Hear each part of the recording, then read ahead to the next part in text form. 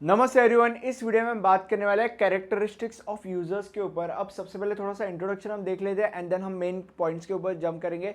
अब अगर सपोज आप कोई भी सॉफ्टवेयर डिजाइन कर रहे हो तो आपको आपके सॉफ्टवेयर के बारे में जानकारी होना सबसे पहले बहुत ज़्यादा ज़रूरी है। अब मान लो कि आपको आपके सॉफ्टवेयर के बारे में अच्छी जानकारी है, ठीक है, तो अभी सेकेंड स्टेप इज दैट कि आपको ये देखना है कि आपके यूजर्स के कैटेगरीज क्या है, वो इंटरमीडिएट का है, एडवांस का है, आई मीन एक्सपर्ट है, या जो बिगिनर लेवल का है उसका है। तो basically categories of the users होने के बाद आपको ये देखना है कि आपके जो यूजर्स है, जो सॉफ्टवेयर यूज करने वाले हैं, उनकी कैरेक्टरिस्टिक्स क्या है। तो यूजर्स की बहुत सारी कैरेक्टरिस्टिक्स होती है, उनमें से जो भी कैरेक्टरिस्टिक्स जो आपके सॉफ्टवेयर के साथ सूटेबल है, उन कैरेक्टरिस्टिक्स के ऊपर आपको ज़्यादा फोकस करना है, उन कैरेक्टरिस्टिक्स को आपको मेन प्रायोरिटी देनी है, ठीक है। तो अभी depending on this, on the basis of this, चार मेजर कैरेक्टरिस्टिक्स होती है यूजर्स की, और जो अंदर जो ये है ये सब कैरेक्टरिस्टिक्स है, ठीक है। तो अभी हम एक एक करके इन चारों कैरेक्टरिस्टिक्स को पढ़ेंगे।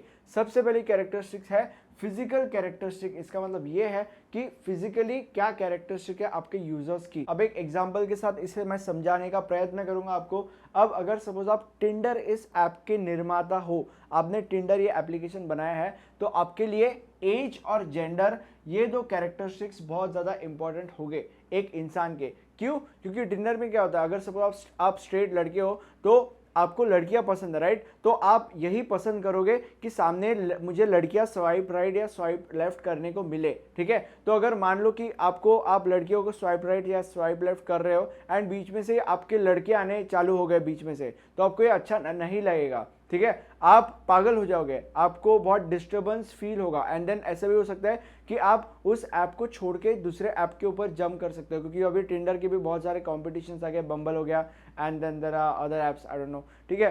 तो अभी आप ये ऐप को छोड़ के जा सकते हो, ठीक है। तो इसीलिए आपके लिए जेंडर बहुत ज़्यादा इंपॉर्टेंट है एंड एज।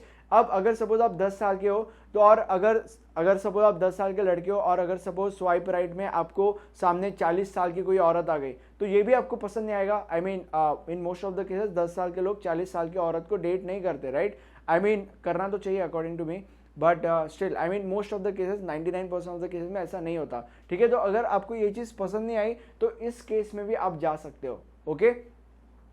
रिलेवेंट चीजें होनी चाहिए, या उधर एक ऑप्शन भी आता है कि आपको किस एज की लड़कियां देखना पसंद है, ये ऑप्शन भी आता है। तो बेसिकली टिंडर इसके ऊपर, इस कैरेक्टरिस्टिक के ऊपर भी बहुत ज़्यादा ध्यान दे रहा है और इस कैरेक्टरिस्टिक के ऊपर भी बहुत ज़्यादा ध्यान दे रहा है। तो अभी यहाँ पे क्या हो रहा है, in the case of Tinder application, ये दो कैरेक्टरिस्टिक, ये दो सब कैरेक्टरिस्टिक उसके लिए बहुत ज़्यादा इंपॉर्टेंट है। मे बी ये दो कैरेक्टरिस्टिक इतने इंपॉर्टेंट नहीं है, बट ऐसे बाकी भी बहुत सारे सॉफ्टवेयर होते हैं जहाँ पे मे बी ये दो कैरेक्टरिस्टिक बहुत ज़्यादा इंपॉर्टेंट हो सकते होंगे। तो इस पॉइंट का मतलब यही है। अब मैं आपको इसका और इसका मतलब समझा देता हूँ क्या है। तो हैंडेडनेस का मतलब यह है कि आप राइट हैंड से लिखते हो या लेफ्ट हैंड से लिखते हो या दोनों हाथों से लिखते हो, जैसे 3 इडियट्स में वो प्रोफेसर थे। एंड डिसेबिलिटी का मतलब है क्या आप डिसेबल हो, ठीक है, वो उसका मतलब है। अब नॉलेज एंड एक्सपीरियंस के ऊपर आते हैं। इसका मतलब ये है कि आपको बेसिकली उस सॉफ्टवेयर का कितना एक्सपीरियंस है। इसका मतलब ये है कि अगर सपोज आप मान लो माइक्रोसॉफ्ट वर्ड यूज़ कर रहे हो, तो माइक्रोसॉफ्ट वर्ड अगर अपग्रेड हो गया तो अपग्रेड होने के बाद उसमें नए फीचर्स आ जाएंगे, तो आप उतने एक्सपीरियंस नहीं रहोगे जितने आप पहले थे, क्योंकि नए फीचर्स आपको नहीं पता, ठीक है। तो इसका मतलब ये होता है। अब इसमें बाकी भी बहुत सारी चीज़ें, जैसे कि रीडिंग लेवल्स का मतलब ये होता है कि यहाँ पे 3 लेवल्स होते हैं, below 5th grade, 5th to 12th grade and after 12th grade, ये 3 लेवल्स होती है। बिलो 5th ग्रेड मतलब सबसे कम, बीच में मतलब 5th to 12 मतलब इंटरमीडिएट, एंड देन बाद में एडवांस या एक्सपर्ट, ठीक है। तो ऐसी रीडिंग लेवल्स होती है, इसको भी कंसिडर करके आपको आपका सॉफ्टवेयर बनाना है अगर ये कैरेक्टरिस्टिक इंपॉर्टेंट है तो। एंड ये दो सब कैरेक्टरिस्टिक्स बहुत ज़्यादा इंपॉर्टेंट सब कैरेक्टरिस्टिक्स है, इनको मैं एग्जाम्पल के थ्रू आपको समझाऊंगा। टाइपिंग स्किल्स बहुत ज़्यादा इंपॉर्टेंट सब कैरेक्टरिस्टिक है। इसका मतलब यह है कि अगर सपोज आप बूढ़े हो, सबसे पहले एक बार समझ लेते हैं क्या है। WPS एक टर्म होता है, इसका मतलब होता है वर्ड्स पर सेकेंड, मतलब एक सेकेंड में आप कितने वर्ड्स टाइप कर सकते हो। अगर आपका WPS बहुत ज़्यादा है, इसका मतलब यह है कि आप एक सेकंड में बहुत ज़्यादा वर्ड्स टाइप कर सकते हो। एंड अगर आपका WPS बहुत कम है, मतलब एक सेकंड में बहुत कम वर्ड्स टाइप कर सकते हो। अब अगर सपोज आप एक बूढ़े इंसान हो और अगर सपोज सामने वाले ऐप ने आपको OTP भेजा और आपको OTP कहीं एंटर करना है, तो आपका WPS बहुत कम है, मतलब बहुत कम, एक सेकंड में बहुत कम वर्ड्स आप टाइप कर सकते हो, राइट। तो आपको OTP उधर एंटर करने में बहुत ज़्यादा समय लगेगा। तो जो हमारा सॉफ्टवेयर का निर्माता है उसको ज़्यादा समय देना चाहिए अगर सपोज उसके जो यूज़र है वो बूढ़े लोग हैं तो। एंड अगर वो नौजवान लोग हैं तो आपको लाइक कम समय में आप ज़्यादा टाइप कर सकते हो। तो जो सॉफ्टवेयर का निर्माता है, वो जो सॉफ्टवेयर का देवता है, वो उसे कम समय दिया तो भी चलेगा, ठीक है। तो इसका मतलब ये होता है कि अगर बूढ़े लोग हैं, अगर उसको ये पता है कि हमारे जो सॉफ्टवेयर के जो यूजर्स है वो बूढ़े लोग हैं, तो वो OTP डालने का समय बढ़ा देगा, मान लो 10 मिनट या 20 मिनट रखेगा, 10 minute, actually 10 minute it is okay. And अगर सपोज उसको ये पता चला कि हमारे जो सॉफ्टवेयर के जो यूजर्स है वो यंग लोग हैं, तो वो समय कम कर देगा, 30 to 1 मिनट रखेगा। एंड अभी नेटिव लैंग्वेज के ऊपर आते हैं, ये भी बहुत ज़्यादा इंपॉर्टेंट है। अब नेटिव लैंग्वेज इसका मतलब ये है कि अगर सपोज आप ऐसे जगह पे रह रहे हो, ऐसे कंट्री में रह रहे हो, मान लो उसका नेशनल लैंग्वेज ये है स्पेनिश है, ठीक है। तो उधर जितनी भी सारी मशीन्स है, मान लो एक रेलवे टिकट के मशीन का एग्जांपल लेके जाते हैं, तो उसमें उस कंट्री में जितनी भी सारी रेलवे मशीन्स है उसमें सब में स्पेनिश लैंग्वेज यूज होगी, क्योंकि उसकी नेशनल लैंग्वेज जो स्पेनिश लैंग्वेज है, राइट। बट उसमें स्पेनिश लैंग्वेज के साथ एक रीजनल लैंग्वेज भी इस्तेमाल होगी। मतलब अगर सपोज एक रीजन की लैंग्वेज है तमिल, तो उसमें वो तमिल लैंग्वेज भी इस्तेमाल होगी। मतलब रीजनल लैंग्वेज भी इस्तेमाल हो रही है और नेशनल लैंग्वेज भी इस्तेमाल हो रही है। तो ये नेटिव लैंग्वेज का यूज होता है। तो बेसिकली उसको ये जानना चाहिए, जो सॉफ्टवेयर का जो हमारा देवता है, निर्माता है, उसको ये जानना चाहिए कि क्या नेटिव लैंग्वेज, ये सब कैरेक्टरिस्टिक मेरे एप्लीकेशन या सॉफ्टवेयर को इंपॉर्टेंट है। अगर इंपॉर्टेंट है तो उसको ये सारी चीजें कंसिडर करनी चाहिए जो मैंने अभी आपको बोली। अब अगले कैरेक्टरिस्टिक के ऊपर जंप करते हैं, जो है जॉब, टास्क एंड नीड। इसका मतलब ये है कि बेसिकली यूजर की रिक्वायरमेंट्स क्या होती है, यूजर की नीड्स क्या होती है। अब फॉर एग्जांपल हमारे कॉलेज के LMS पोर्टल का एग्जांपल ले लेते हैं। अब अगर सपोज हमने कोई भी पेमेंट किया, तो पेमेंट का जो पर्ची आती है, पेमेंट की जो बिल आता है, तो बिल तो आ जाता है बट उसके नीचे प्रिंट का ऑप्शन नहीं होता है। तो बेसिकली बिल आने के बाद हमें प्रिंट करना पड़ता है। तो जो हमारा प्रिंट का ऑप्शन होता है वो कहीं और ही होता है, ठीक है। उसके लिए बहुत मगजमारी करनी पड़ती है, जैसे आप बोलते हो, ठीक है। तो मगजमारी बहुत ज़्यादा होती है। तो अभी जो हमारा सॉफ्टवेयर के देवता है, जो हमारे सॉफ्टवेयर के निर्माता है, उन्हें ये समझना चाहिए कि भाई हमारे जो बच्चे होते हैं छोटे छोटे नन्हे मुन्ने से, उन्हें प्रिंट का ऑप्शन यहाँ पे चाहिए बिल के बिल्कुल नीचे, वो उनके लिए बहुत ज़्यादा हेल्प होगा। तो बेसिकली ये यूज़र की रिक्वायरमेंट है। तो अगर सॉफ्टवेयर के भगवान ने, सॉफ्टवेयर के देवता ने अगर ये रिक्वायरमेंट पूरी कर दी, तो हमारे जो यूज़र्स है वो खुश हो जाएंगे। अगर वो नहीं कर पाए तो भी यूज़र्स नाराज़ रहेंगे, ठीक है। अब कॉलेज के केस में नाराज़ यूज़र्स रहेंगे और यूज़र वो छोड़ तो नहीं सकते, बट इन बाकी के केस यूज़र्स छोड़ के चले जाएंगे, यूज़र्स छोड़ के किसी दूसरे सॉफ्टवेयर या दूसरे ऐप में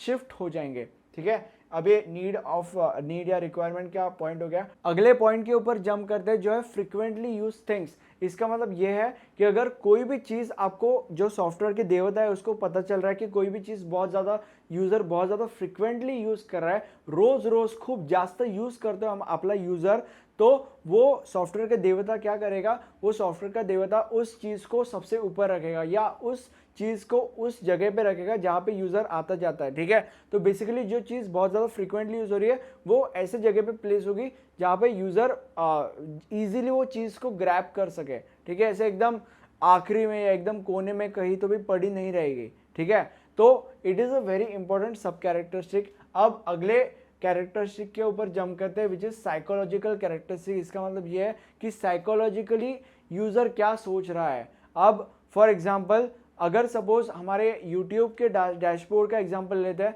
एक्चुअली वो क्रिएटर्स का होता है, क्रिएटर्स को उसका एक्सेस होता है हमेशा, बट आप भी वो देख सकते हो। तो क्रिएटर्स के जो डैशबोर्ड की कहानी क्या है, जो पहले था, मतलब 2019 के पहले क्या होता था, 2019 के ऊपर हमारा जो डैशबोर्ड हुआ करता था वो अलग हुआ करता था, एंड 2020 के बाद अलग है, ठीक है। तो पहले वाला डैशबोर्ड क्या होता था, वो हमारा हाथ बैठ चुका था उसमें, बट नया वाला डैशबोर्ड क्या होता है, उसमें हमारा हाथ नहीं बैठ चुका था, ठीक है। तो बेसिकली यहाँ पे क्या हो रहा है, यहाँ पे जब नया वाला डैशबोर्ड आया, हमें लाइक यूज़र जो होता है, जो क्रिएटर्स हो रहे थे, वो साइकोलॉजिकली फ्रस्ट्रेटेड हो रहे थे, उन्हें लग रहा था ये क्या है, ठीक है। तो अभी इसके लिए यूट्यूब ने क्या किया, यूट्यूब ने उनके लिए ये ऑप्शन उधर रखा कि अगर आप पुराने डैशबोर्ड में जाना चाहते हो तो आप जा सकते हो। तो बेसिकली यूट्यूब ने समझा कि यूज़र की साइकोलॉजिकल कैरेक्टरिस्टिक क्या है एंड उसके अकॉर्डिंग उसने एक्शन लिया। अगर यूट्यूब ये स्टेप नहीं उठाता था तो क्या होता था,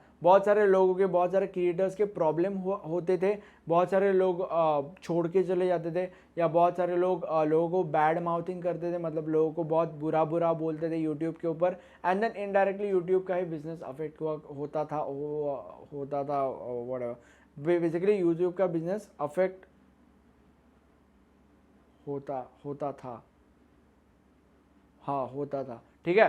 तो ये होता था, तो बेसिकली यूट्यूब ने इन चीज़ों को समझा, इन साइकोलॉजिकल कैरेक्टरिस्टिक को समझा, एंड अब वो फायदे में है, ठीक है, जैसे कि आप देख सकते हो। ओके, तो बेसिकली ये इसका मतलब है। अब एक बहुत ज़्यादा इंपॉर्टेंट थिंग मैं आपको बताने वाला हूँ। अब ये 4 कैरेक्टरिस्टिक तो है, बट ये जो सब कैरेक्टरिस्टिक है ये इतने ही नहीं है, ये बहुत ज़्यादा है। इधर 10 सब कैरेक्टरिस्टिक है, इधर 10 सब कैरेक्टरिस्टिक है, और इधर भी कम से कम 9-10 सब कैरेक्टरिस्टिक्स हो गए। तो अभी सारी की सारी चीज़ें मैंने यहाँ नहीं समझा, क्योंकि अगर यहाँ पे समझा था तो रात हो जाती थी, बहुत लंबा वीडियो हो जाता था। एंड तो मैंने क्या किया, जो इंपॉर्टेंट सब कैरेक्टरिस्टिक्स है वो यहाँ पे समझाई, एंड पूरा का पूरा जो आंसर होता है जो आपको यूनिवर्सिटी पेपर में लिखना पड़ता है वो मैंने नोट्स में इंक्लूड किया है। नोट्स में बाकी भी बहुत सारी चीज़ें, बहुत सारे क्वेश्चन आंसर्स इस सब्जेक्ट से रिलेटेड मैंने कवर किया है, जो यूनिवर्सिटी पेपर्स में 110% आएंगे, ठीक है। बहुत इजी लैंग्वेज में कवर किया, आपको बहुत अच्छे से समझेंगे, ठीक है। तो आई होप आपको ये वीडियो समझा होगा। नोट्स आर वेरी इंपॉर्टेंट, मैं आपको फिर से बता रहा हूँ।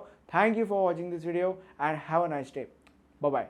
Link is in the description, and playlist का भी लिंक आपको डिस्क्रिप्शन में मिल जाएगा, वहाँ पे सारे के सारे टॉपिक्स आप फ्री में एंजॉय कर सकते हो।